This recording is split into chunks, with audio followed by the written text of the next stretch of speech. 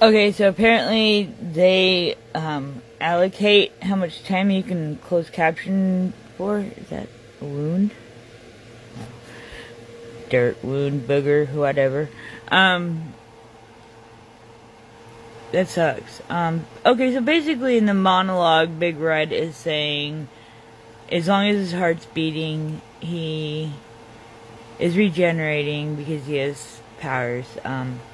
It's explained in the other movie. That's bothering. Oh, it is a wound.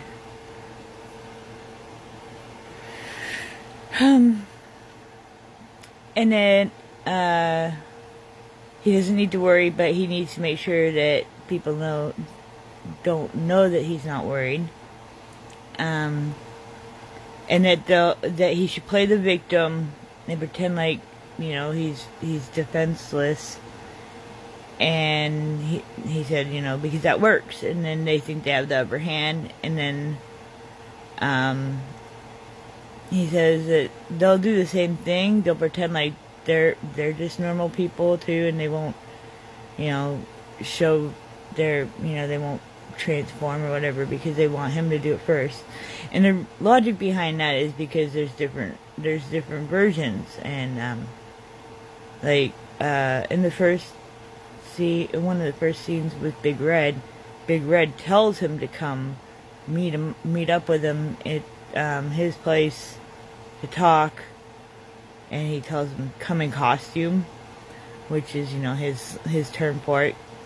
And he's like, I'll wear mine too. And so he was basically doing that. I don't really clarify that in this scene, but if you think back to it, once you watch it all in sequence, you'll be like, oh, he totally did that too.